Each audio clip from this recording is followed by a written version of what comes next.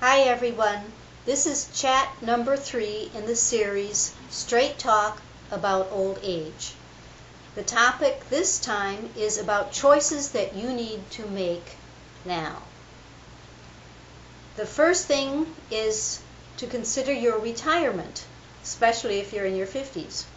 There are 4 critical questions you need to ask yourself that will determine how happy you are when you retire.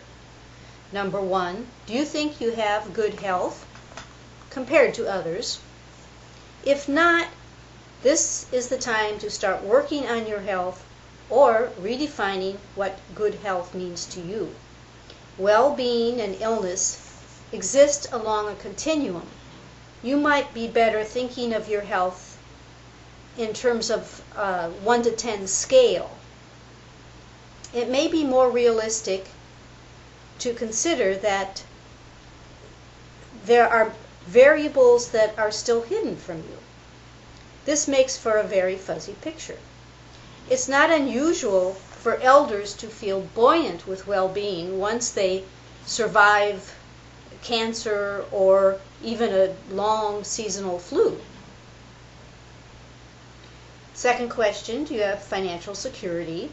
And this is about needs, not necessarily wants. Sometimes a huge nest egg is more of a problem than knowing how to live within one's means. Anxiety about money is very stressful, but you have a choice to educate yourself. Granted, government programs are difficult to understand, but there are tools available, such as through AARP, that can help you sort things out and make decisions. Third question, do you have control over when and how to stop working?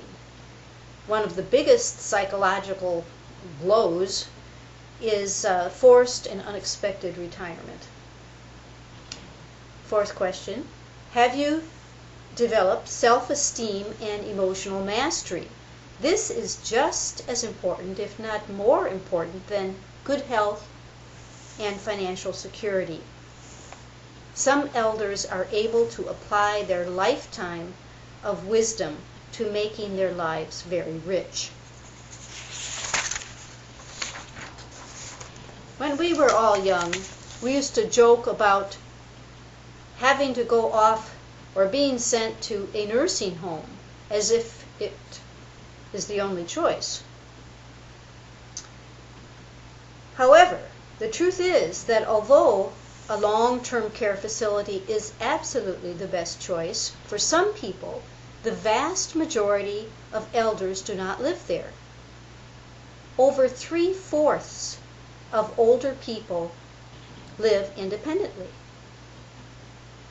If you have some vague fear about going to a nursing home, it's time to confront it now.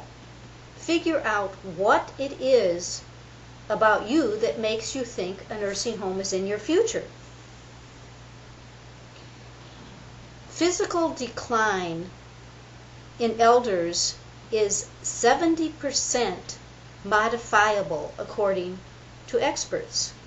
That means the choices for your life as an older person are in your hands now. You still can alter the course you think you're set on. The second thing is that there are so many more possibilities now for managing your needs. A nursing home scenario is really too vague and outdated considering all the choices that you have in front of you now. You can stay put in your home. You can consider a climate change. There are assisted living facilities with gradated support depending on what you need. There are home health care services. There are retirement communities that are set up to cater to the needs of older people. And then there's multi-generational living.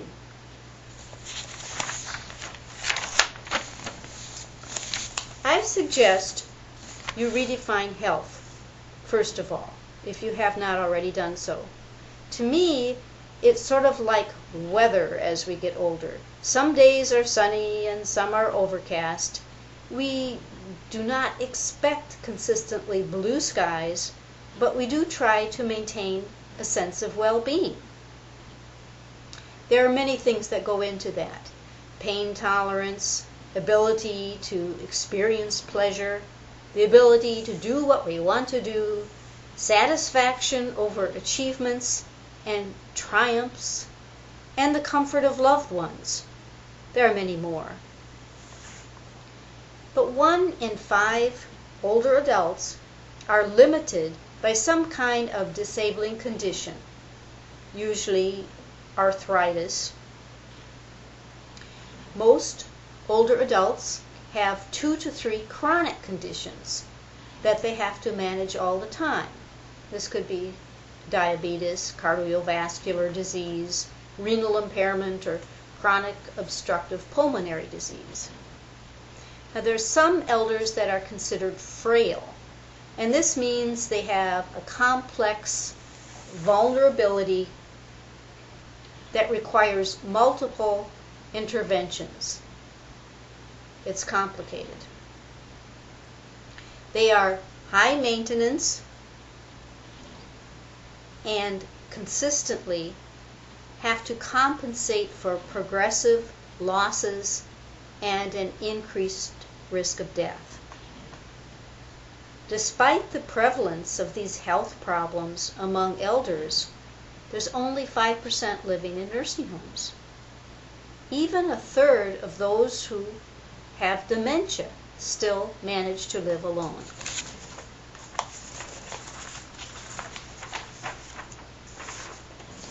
Now, you may know of people who have made foolish decisions upon retirement. Some finally build their dream home, only to find it's too big, too many stairs, and it's a money pit. Some relocate to a scenic place, but no longer have the ability to hike and explore. Some find more affordable housing, but suffer then from social isolation. Some end up traveling long distances to get medical care they require on a regular basis. And some move in with their children but sacrifice their peace. The issue of where to live in the last decades of life is a major one, worthy of careful thought and discussion. Another thing to know is that elders become increasingly stressed when forced to adapt to new surroundings. Some states even have a right to die in place law because of this problem of disorientation with people who get relocated. All the more reason for you to look at your housing options very carefully.